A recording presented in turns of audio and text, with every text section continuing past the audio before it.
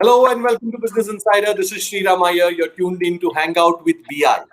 And today we're hanging out with Latika Pai, Country Head, Venture Capital and Private Equity Partnerships at Microsoft, and Haresh Chawla from True North, a private equity firm. Amidst all the anxiety and the gush of bad news on the COVID-19 front, there is an oddly positive phenomenon emerging in India's startup ecosystem, which is getting a lot of people excited.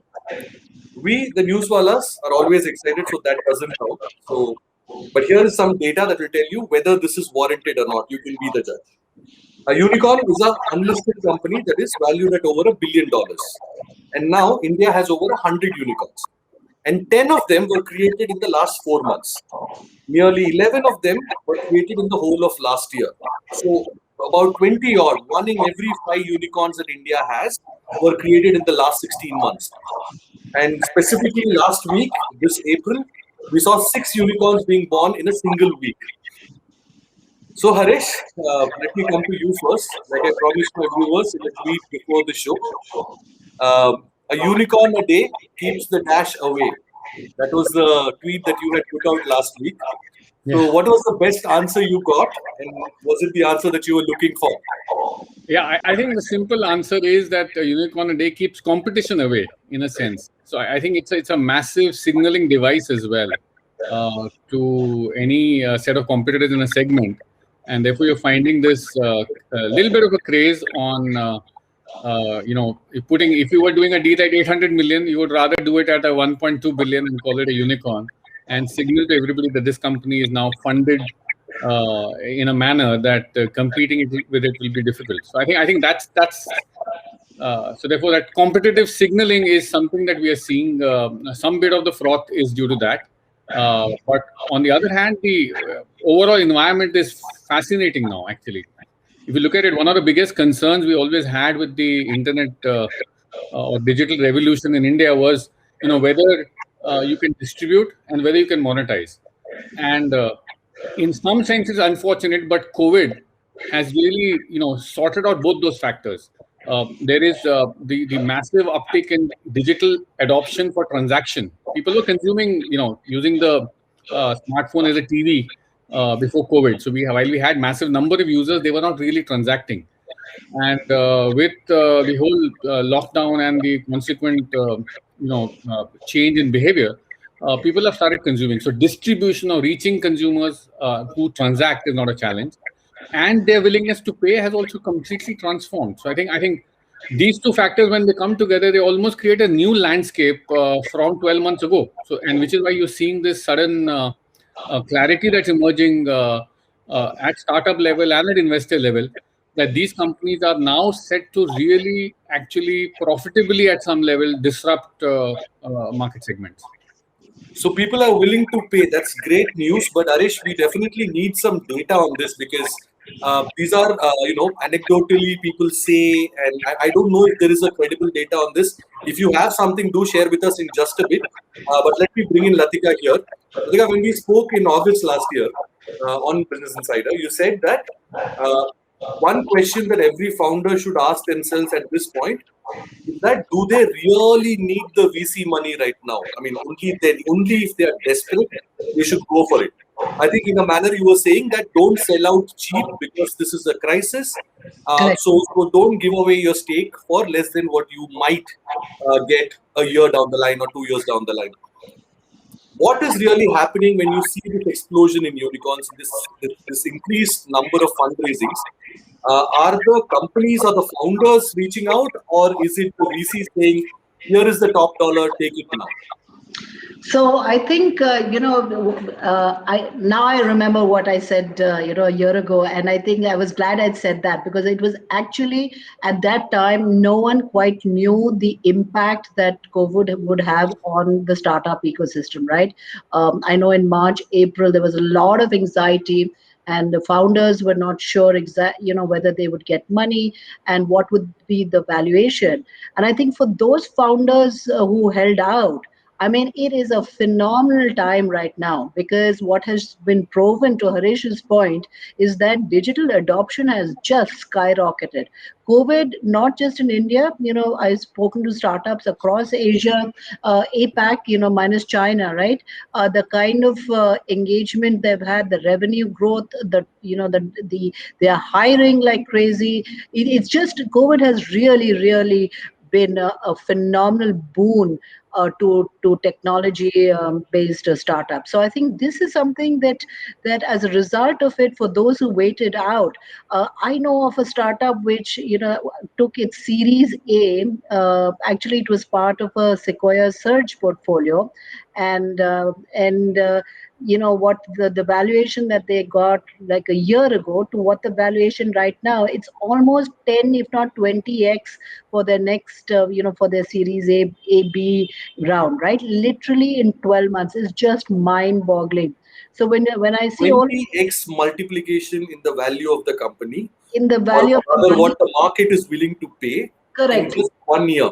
in just 1 year, right? So this is again, this is all virtual water cooler talk, okay? But to me, it was just phenomenal that these guys a year ago to where they are today, is the valuations have increased, because I think of that the potential is now suddenly been opened, right?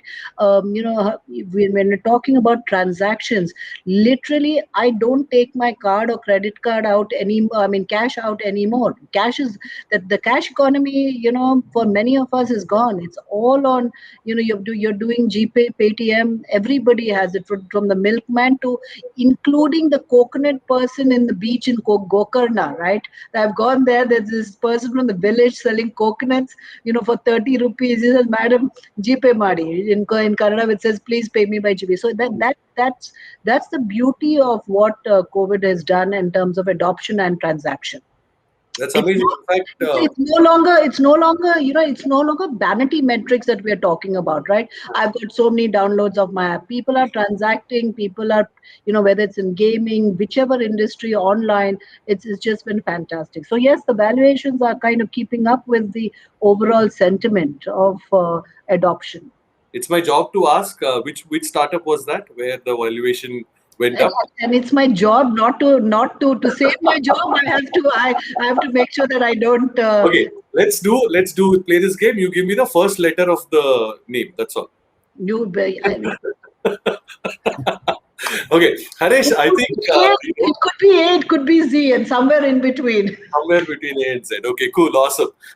So it's not one of those weird names that start with digits or hashtags or No. Anyway, so Harish, you used the word froth in the first answer. In fact, in the first sentence itself. But the example that Latika just gave, it's a lot more than froth. Yeah. No, so see, reality, you understand which segment. If you look at what segment, imagine you were an investor in Zoom 1 year ago. The market pull for that service is 100x up. You know what I'm saying? And therefore, valuation will jump, or Shopify. So this is not just a private market phenomena. You're seeing this phenomena play out across the world, where because of work from home and because of the sudden shift in behavior, we've almost catapulted ourselves to 2025. I think the real world is in 2021, and the digital world has moved to 2025. And therefore, those valuations are reflecting. I mean, these companies would be worth that much in 2025. What happened 1 year ago is an irrelevant construct. I think it's a waste of time for us to try and say there is 2020 and now there is 2021. 2020 doesn't exist. It was 2015. So therefore, I think that this idea that there is need for this continuity and linearity doesn't exist at all. Depending on which segment you are, your business addressable market could be up by 10x, 20x, 50x, right? The consumers have fundamentally moved from what I call a push-based economy to a pull-based economy. So you look at what's happened to Zomato and Swiggy and the income from delivery services. They've suddenly, from funding deliveries, have started earning from delivery. So, and therefore that's a change that would have otherwise taken a company 3, 4, 5 years, but the market has fully reset. No restaurant can afford not to be on the platforms. The platforms are charging delivery costs to consumers. They're A lot. also charging differential I'm prices ordering every for day, and online, offline. it's costing me a Understand? lot. Even the menu prices are different in some cases, but consumers Yeah. are willing to paying that. So I think there is a full reset, which I've talked about in my piece, and that reset is just started to play out. What you're really seeing is probably a 5-10 year run in technology companies, which will, in some sense, in some segment, they'll create new markets, but in several cases, they'll obliterate existing markets, and which is not yet started happening, which will start happening over the next couple of years. Therefore, we're going to see this wave is only going to catch up and it's going to destroy a lot of traditional markets as it goes. I mean, you've seen the funding for the infra market, for example, which is an infrastructure company which sells, cement, concrete, and stuff like that. When you put $100 million in that company, you're able to really get market share, which is available for the taking because the traditional players have no capacity to compete. They neither So have who is it the a threat for? Let's take infra market as an example. yeah. Who is it a threat for in the legacy systems? It's The a legacy. fully fragmented market with no player having any reasonable market power. And here is a company that says, okay, the market wants to have digital tools. I can put a digital layer on top of all the physical infrastructure and really create a new marketplace which everybody will transact on. And therefore, you've moved all the bargaining power away from the physical suppliers or the traditional suppliers. Which is bad for, because this segment is mostly MSME, shopkeepers, distributors, which is not good for them. How exactly it will be an evolution of the market. Some MSMEs will gain by becoming suppliers on the platform. Some will die because they can't adopt. So I don't think there is any will change have its cost. Yes, it will. But clearly, players with digital tools and who are entering these markets today, it's the best timing. See, timing is one of the biggest risks of a business. That risk has been taken out. So Now, this reminds me, actually, I'm glad you. I mean, I was not planning on answering these questions at all, but since you brought this up, we had a similar experiment from Tata Steel more than a decade ago to sort of sell coal and other inputs. I'm not fully aware of that business, but I know they definitely tried. Yeah. Why is it that some of these companies did not explode, and why is the infra market exploding? It's a fundamental DNA issue. If you look at any Indian bank's app versus any of the new fintech startup app, you'll realize that there is a decade difference in the way they approach consumer interface, consumer centricity, and they are able to adopt digital tools. So there is, it's almost like chalk and cheese or a dinosaur versus a leopard. I mean, of course, the dinosaur is bigger, but lifetime is limited. Yeah, Latika, just come in. Don't wait for my question. No. Chat, I hang out. completely agree with Harish. I always, I go out here, especially this is a fascinating topic for me here in India, because I think India Inc. is very slow to adopt technology, right? So I always say it's no longer the big eating the small, it's the fast eating the slow. To Harish's point, and when so I had one of the largest banks in the world. I went and met their CXO, their leadership team, and they asked me about my life and how do I what kind of team I have. And really my team is all of youngsters, right, 2-4 years out of college, because they are the ones who are telling me what needs to be built, which technology is cool and what needs to be done. So I said, if y'all are building and you're thinking to the next 5-10 years, look at, I said, I am a dinosaur in the room, right? I keep myself kind of on my toes because I'm working with younger people. But if this is the team that's building out the next 5-year vision, 10-year vision, we don't understand technology as well as these youngst millennials do. You need to get the Gen X millennials on your team, deciding how they need to push out those apps. So Harish hit the nail on the head. Like what comes out of the traditional CIO kind of space in terms of the app that's coming out versus what 3-4 of these youngsters start and then build is just phenomenal, right? I think so that's something which is the last few days, Latika, Harish, I don't know the number of people who've asked me this question, but it's like, why is it Bhavesh building Ola Electric and electric scooters? Why was it not a Bajaj? No baggage. No baggage. That's a simple answer. The reality is, it's very simple that if you go to a bank even today, and I'm saying even today because it's 2021, banks have been electronic or have their money stored in the electronic form for last 3.5 decades probably. So there is nothing stopping them from going from electronic to digital. Remember, all our money, we don't go to the bank and see the money, right? It's always been kept in a digital form somewhere. 35 years have gone past, and you still, if you go to a bank, you still have silos in the company. So you have a credit card team, there is a debit card team, there is a home loan team, there is an auto loan team, there is a refinance team. And all these teams are competing and not cooperating with each other and don't have a single view of the customer. Whereas in a new company, you have a single view. You are building a banking option for the customer. The dashboard contains everything. Your customer service is fully aligned behind the organization, and the silo is not weighing you down. And therefore, a fresh start is something that is required everywhere because the world has changed outside. So it's that we are carrying a legacy structure into a new world. How is that supposed to succeed? It will succeed for a period of time. Just remember, luckily, it's the other way around. Customers change habits slowly. So companies die slower than they should. Even a BlackBerry takes years to die. Even a Nokia takes years to die. Even some of the banks will take a few years to die. The banks will take especially longer because there is a regulator on top which is protecting them. I mean, not many people say that, but it is the truth. And they have several. And rightly so. As a depositor, I'm happy. No, sure. The banks better be slow. So that's fine. So I'm taking the banks will probably get the time and space to innovate, or let me not call innovate, to survive. That's the right word, or to fight back.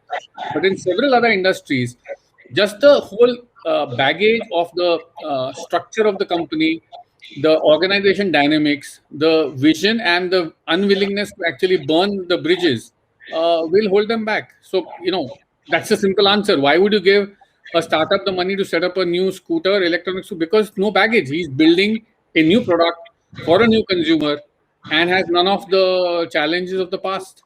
And I'm fully aware that we are having this chat at the same time as the Startup Advisory Council is also meeting in Delhi. Okay. So we are a shadow council here. Okay. So what are they discussing there? I mean, first up, did this explosion, this revolution happening despite the government, as is usually the case in India? I mean, I think that argument can be loosely made, without a lot of guilt. Absolutely. The whole IT industry grew outside the shadow of the government. The whole startup industry is growing outside. I think government has no business being in this segment. I mean, but I think what's really good for us is that we've had, the infrastructure being built digitally, public infrastructure being built by the government. I think that is something incredible that's happened in India. It's not happened in many markets in the world. You have Aadhaar, you have JAM, you have now account aggregator, you have DigiLocker. I think that infrastructure, the government should continue to invest in both building that infrastructure and creating regulations around misuse and use of that, and let the whole ecosystem take off. There is no paucity of talent. Definitely. I mean, for all the things that we can say about Indian government, I think that was a great initiative. And that has helped us in a big way. Latika, if you have measured your words, I would still like to hear your answer. No measured words. I agree with Naresh, right? I think, but the India Stack was something that was needed, that allowed for this phenomenal, I would say, especially in the fintech space, payments, etc., coming into play, the Aadhaar that is in there. From a government perspective, I completely agree with Harish. I work with 6, through a Highway to 100 Unicorns program, engaging with startups coming in from, various states. I think the intent is good. They're all trying to figure out how do we actually keep, create jobs, create opportunities, right? But it comes with so much baggage in terms of how you engage, what you're going to be doing, grants, etc. So that's when you need it truly is, where can the government come and help? Is, can you give better, more attractive tax laws, right? On that note, Latika, I just want to pivot back to my question, the earlier question, which is, what are they discussing right now? What do we need from the government? as this advisory council meets them? So one of the things that I know that we're talking to CII, MAT, etc., is to say that if you notice, all Indian startups, right, especially the B2B SaaS startups, are looking to land in the US. They kind of do the MVP here and they all want to land in the US. Why is it so? It is because of the fact they don't have enough clients, either in terms of corporate India or in terms of the government. So if there is, I keep saying, don't give the startup money, grant money, give them real business, give them a contract that is more valuable than money. And again, please don't ask for free POCs. That's my hashtag mantra, right? Which is no free POCs, and get them, give them projects that will really help them scale. So if you're, for example, one of our startups, Machine Sense, it has the best, I would say, technology for measuring, the safety of bridges in India, right? If every state, every single bridge should be using the technology that comes in from Machine Sense. But having to go and work at the government levels, at the central state governments, is a challenge. So these are the unblockers that they need to bring in. You don't work with L1, the lowest contract kind of, because this is technology that should be adopted. So this is something that the CII committee, Dinesh Malkani, who's a founder of Smart in Spaces, ex-Cisco, he's leading it and championing it to see how do we work on that, right? So METI is creating that fund that can help support these startups in actually getting real contracts and leveraging that technology that's built in India for India itself. I mean, look at China. China doesn't honestly care about leaving China. Right, the startups have enough business, both from a B2C, B2B perspective. No one sits and says we're excited that we've got six unicorns. I agree with Harish. It's like one unicorn a day. That's what you keep hearing about. In China, Series A is 15 to 20 million. 9 months later, my counterpart in China says, "Hey, the startup is now $1 billion valuation." With 9 months, right? It's amazing. So that's. I keep saying how we are this India is like Rajshri Productions and China is Yashraj Productions. Whatever I do, whatever we do in 10 rupees, they do it in 1,000 rupees. Whatever, I mean, the scale is.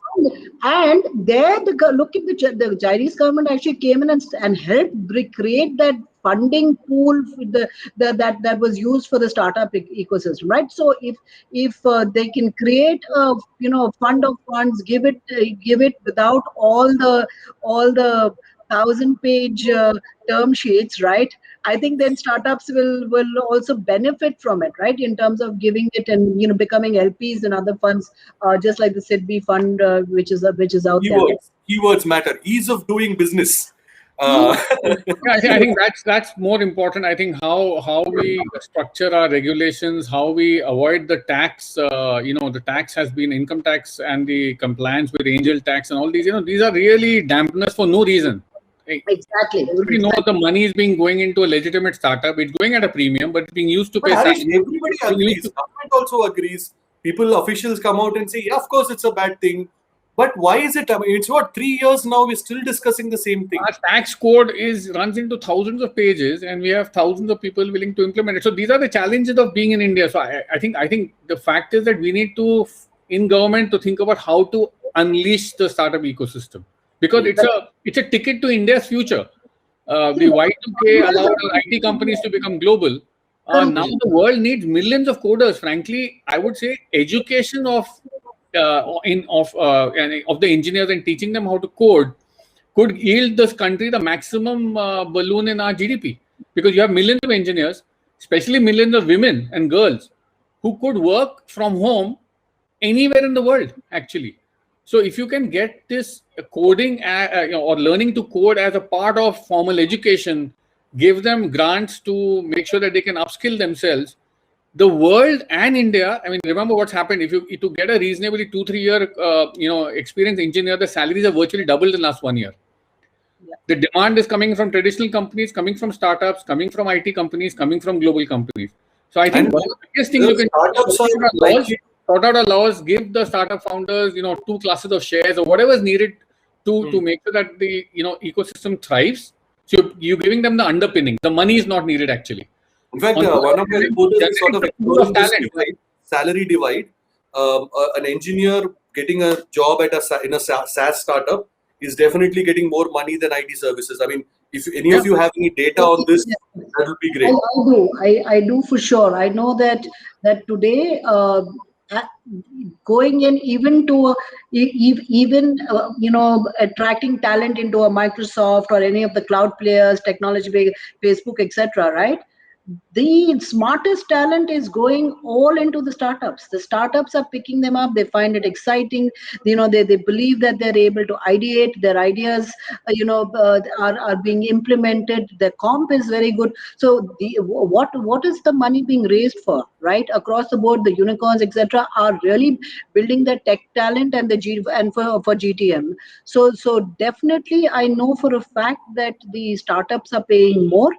They're more discerning in terms of the kind of people they have. Their interviewing style is very different from maybe an IT services company, or even some of the MNCs that are out there. And one thing which is interesting is that passion is the key word that, again, the millennials Gen Z, I want to work on something that I'm passionate. So they want to go in and work, I'd say, at Ola. I spoke to one of the founders yesterday from Rocket Learning, and she's started this from Namya, started it last year, and K through 5 education. She says, I managed to get some real. She's from Harvard doing her MBA from HBS, and she says, I have found some phenomenal talent. I'm not paying as much as maybe others are, but they're coming in working for me because they're passionate about it. So this generation, it's not just money, dollars that's going to attract them, or even stability. They don't care about stability, right? They want to be able to contribute towards the next big idea, the next big thing. And be nimble. I mean, not married to one place, not married to one city. What Latika is saying is completely accurate. See, one of the big challenges is going to be traditional companies will not find the digital talent at all. So even if you say, okay, I'm going to burn the bridges, I'm going to transform my business, where are you going to get the talent? Because the smart engineers are either working for equity or working for purpose. They are not working to get some stable job for 5 years, because their mind works on what will they learn at the job as well. Some of the smartest people join smart companies to learn there. It kind of keeps their fire burning. So in fact, on this point, Harish, Niti Ayog's Amitabh Kant recently made this point on how India's private sector, and I'm guessing he was talking about the corporate sector, does not pay skilled workers enough. There is a salary gap that the government recognizes, and let's not even go into like what people feel about their appraisals and salaries. Here's government saying that, bro, you're not paying enough. Yeah, so pay is just one part. It's the whole organization structure also, as to when you go, what kind of work environment you're given, what you're working on. All of those things will start playing into the decision of taking a job at an old-fashioned versus a new startup. I wanted to touch upon one important bit. We got distracted into this salaries and human resource talent part. But I definitely want to touch about speak to both of you about, will this excitement continue into the upcoming tech IPOs? I think that is something that a lot of stock market guys are asking, that are these valuations and this kind of money flowing? Are you going to see the same kind of excitement? Harish, do you want to start on that? Yes, I fully agree, because I think what's really going to happen is that these companies will IPO as in the middle of their growth curve. I think they're seeing their J curve take off now. So there'll be enough, if they sensibly price the IPOs, there'll be enough money lying on the table. Plus people who want to, these companies will grow at 30-40% when they are thousands of crores in size. The growth rate itself is just unbelievable that these companies are getting. So I don't think that will be a challenge. People will get caught in calculating P&Ls as they're doing now. But these companies cannot be valued on the same metrics as traditional companies. You have to look at what's the audience base they're getting, what's the stickiness they're getting, what's the lifetime value of that audience, and what optionality do they have. They cannot be, the same metrics won't have to be applied. Of course, we'll have analysts applying the same metrics, but at some point, people should be getting it. We should definitely do this again during that time. But broadly, Harish, we'll come back to you. Let Latika also respond on this excitement part. And then I want to know, what are the other metrics? It's not P ratio, it's not book value. It's not your EBITDA margin. What is it? Right? We'll come back to that. Latika, if you want to make a point on the excitement ahead of IPOs. No. See, I am personally very excited that these IPOs are happening, right? Because one of the things that everybody has kind of sort of whined is that there have been no IPOs coming out of India. That it's all no. Last 4 months. Yes, right. So I'm talking about the past 5 years, right? So it's always been that exits have come through acquisition. Okay, yes. That the exits have not come in through IPOs. So the fact that we are getting these IPOs and these IPOs are your plan, whether it's delivery or Zomato, Flipkart, etc. Right? It is really I think important that we have this in India. People start understanding what it means to kind of invest in these companies. Ordinary shareholders can come in and participate in it.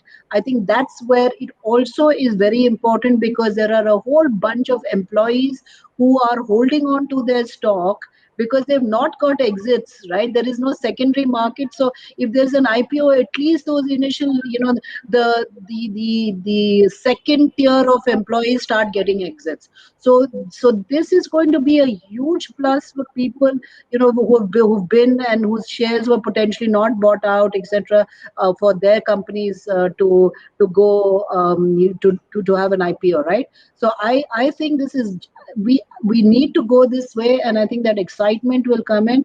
And in terms of again, the analysts cannot look at a brick and mortar saying this is a brick and mortar company that we're now looking at and do the same thing for digital businesses, right? They need to look at it and say, okay, what did this digital business similar digital business in the US do, or let's again forget China, because those valuations are crazy, but look at more traditional markets in terms of what's going on. So yeah, we get nervous here when HUL crosses 45x. Yes. So so what are the other metrics that we should look at? Let's talk about that. I'm sure some of these audience will be interested in knowing, okay, what is a task cut out for me in the next 3-6 months? No, so I think at a fundamental level, traditional companies, you have to look at the whole paradigm shifting. Traditional companies, you look at the metrics and you start thinking what can go wrong in this business. And therefore you come from this that there is moderate risk and there is moderate to high return, and therefore I'll invest. For a tech company, the whole metric changes to what can go right in this business. Because these businesses traditionally become oligopolies or monopolies, or become a 3-player market. They create switching costs for consumers, if you're a consumer business, and even higher switching costs for enterprises.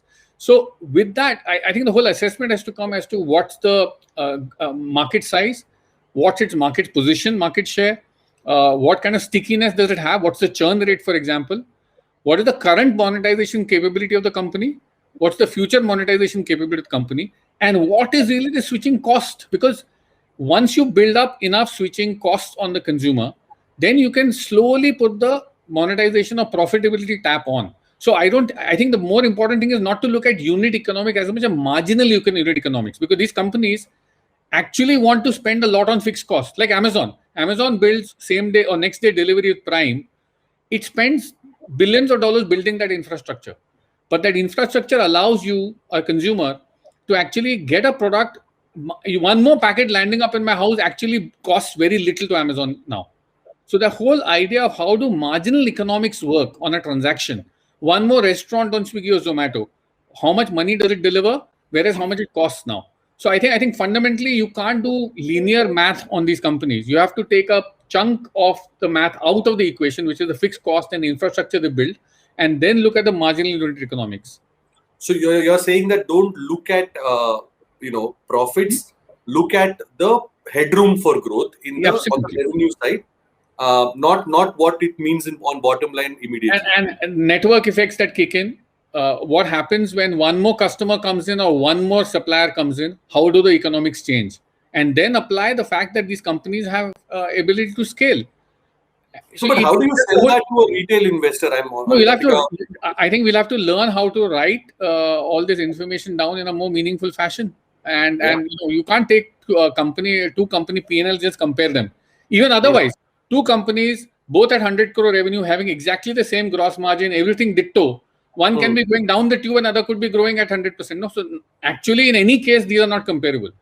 You have standard financial metrics so that there is a standard available, like we have inches, centimeters, or whatever. But finally, we apply our intuition and understand the business behind the numbers. So I think we're getting too caught up with numbers. This company has burned so much cash. It's an irrelevant number. On the margin, what we do. True. Latika, you want to add to that? Yeah, no, see, again, I don't, there is nothing to compare, right? There is nothing to compare today for a delivery. What is that comparison? You can't say, okay, those are the words used for COVID, Latika. Yeah, exactly, but that's the beauty about it. Mindset change, right? Everybody has to realize that there has to be a mindset change. You have Zomato. Tell me the traditional brick and mortar business that you want to compare Zomato's valuation. There is nothing. Flipkart, right? So all of these companies that are going IPO, personally, I would look back to say that, okay, what is it now? They've been in business for a long time. What is the cost of customer acquisition, right? Is it crazy? What is the lifetime value that consumer could get, right? If they're spending $1 today with them, what is the potential? Could that $1 become $100? Could be $1,000? What is that?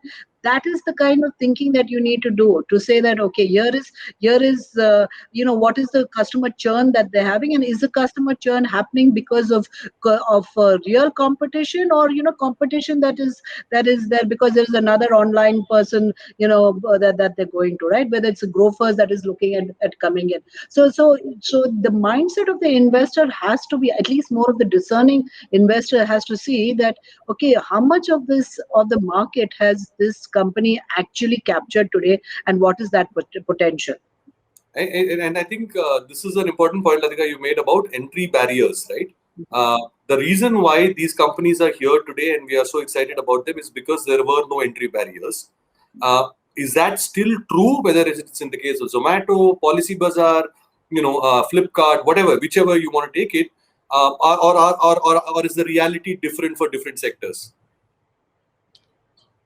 See, entry barrier again, entry to IPO, or is that what you mean? Entry as a competitor, whether as a listed company or as an unlisted company, does Zomato have the threat? I mean, I think for me, when I don't understand the metrics, like I'm familiar with a certain set of metrics, when I marginal utility, I don't know, maybe I'm not able to calculate that at home. I would say, okay, competition is a big metric. Competition is a big threat, possibly the biggest threat. Right now, there is none. But are there entry barriers? I think there is competition, right? Zomato has Swiggy, Flipkart has Amazon, right? Each one of them has the competition, right? So there is some level of and there are others again. I mean, literally today we're talking that there is no big competitor. Who knows, with all these unicorns coming into play, right? The kind of money that is there in 3 years, So what's going to happen to all of these businesses is, right? You cannot say one hopes that they're around 10 years later, but the point is that the management, the founders, the management team will have to be on their toes. This is not your traditional IT services companies that have gone public and there has been some kind of pattern. They will need to figure out how to pivot their business models, go into other territories, etc., or go deeper in one particular place, right? So nobody can sit, I think, and say, hey, there is an entry barrier anymore. That is, again, it is the fast eating the slow, right? So you may be big today and say, I've got it. You don't know who's going to come out there and kind of just grab that, literally. You snooze, you lose. Yeah. Let's the millennial, phrase. Millennials listen to this? Yeah? Do the millennials care about snooze? Oh, that's what we're trying to do. That's why we use these phrases, so that somebody on Instagram stops and says, "Oh, this guy sounds cool." He's not your analyst on a television channel saying says resistance and support levels for Nifty. Yeah. So, but Harish, I think I have to ask you, if you are so excited about it and you're possibly going to make a lot of money from Policybazaar, why did you sell part of the stake now? So okay, so that is a firm decision. We have other issues on timing, on fund life, and all those issues. But and I'll give you a story about Policybazaar. I was speaking to the leadership team at one of the top 3 insurance companies in India a couple of years back, and I asked them, how are you doing online? So it's a good, we are doing well, and 15% of our business comes through that. But it's growing, and therefore we are focused on that. We put a small team together. So I said, okay, how much of that comes from Policybazaar? They said out of the 15% we get, a total, with 10% of our business, total business comes from Policybazaar, and it's fine. We are not. I said, do you see it as a threat? No, it's fine. I mean, it's growing and it's stable. And then I asked them. I said, there are 15 insurance companies in India. If all 15 insurance company, 10% market share or 10% of their revenue is taken by Policybazaar, can you imagine when you add up the revenue that Policybazaar gets, how big it becomes?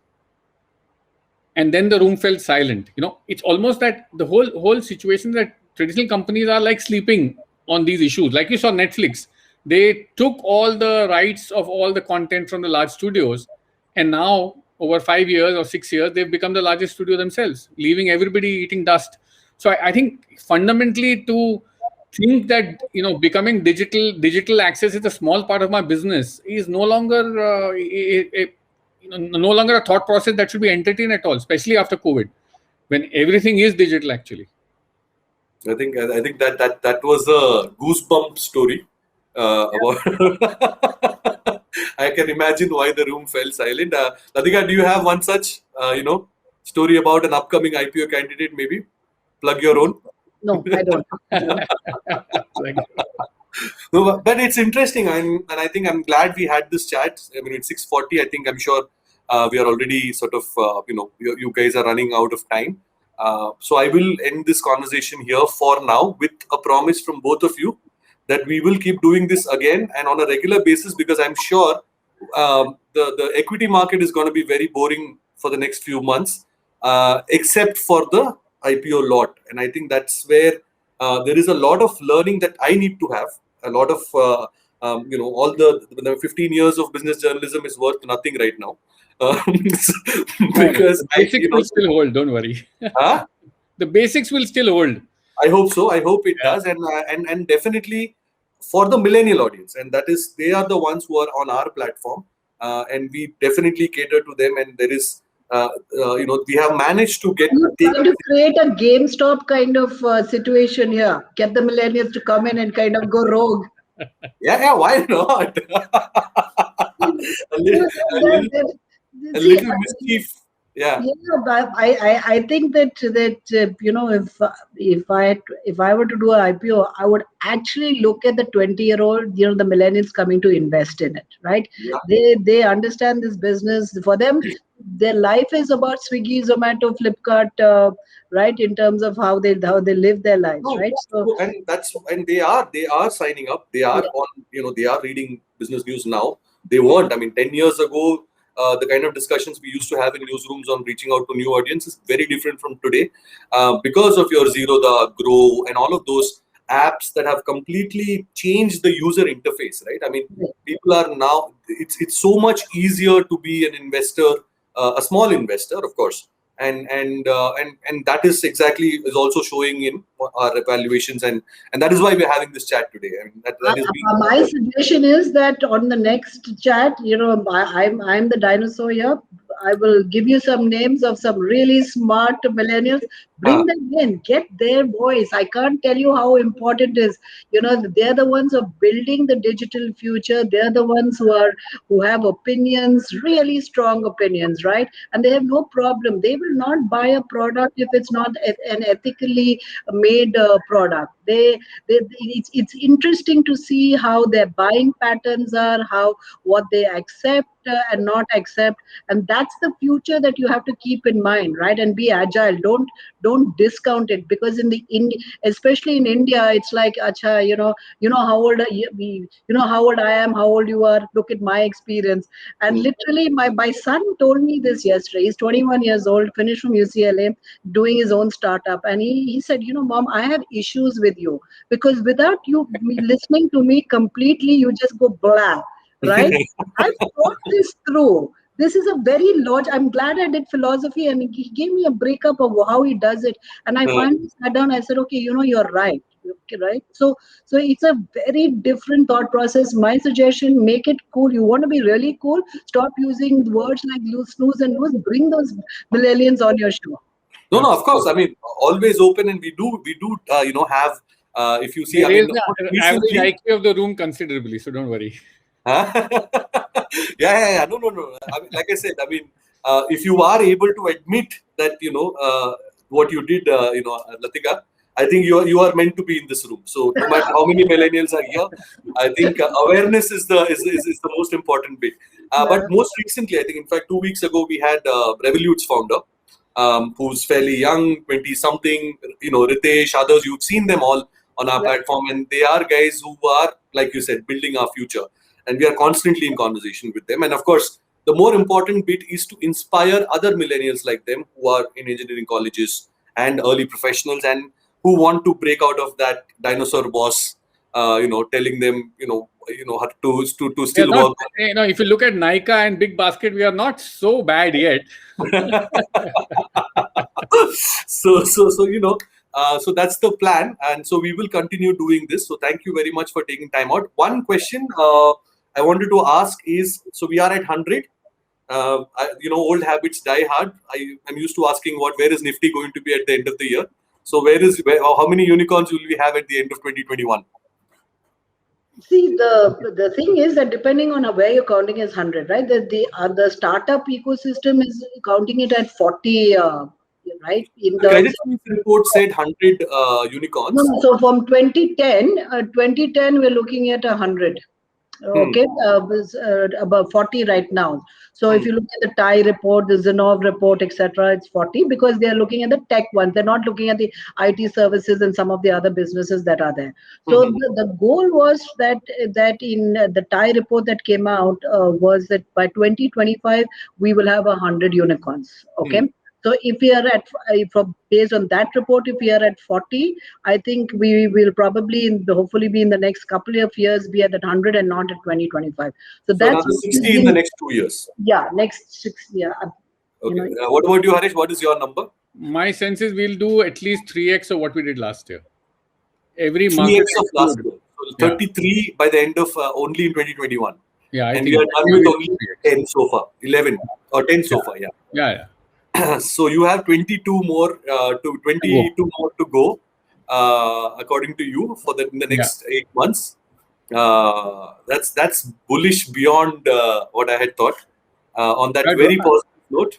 Happy to be a little wrong, but not too much. No, wrong on which side? Let's see. Yeah. So one of the things I hate is writing missed estimates. You don't know which side it missed. Sure. Yeah. Okay. So awesome. Thank you so much, both of you. Thanks to everyone who was watching this. And these conversations will continue. We at Business Insider love to hang out, and I hope you will have a good time too. So this is Sriram Iyer signing off. My pleasure. Thank you. Thanks, Harish.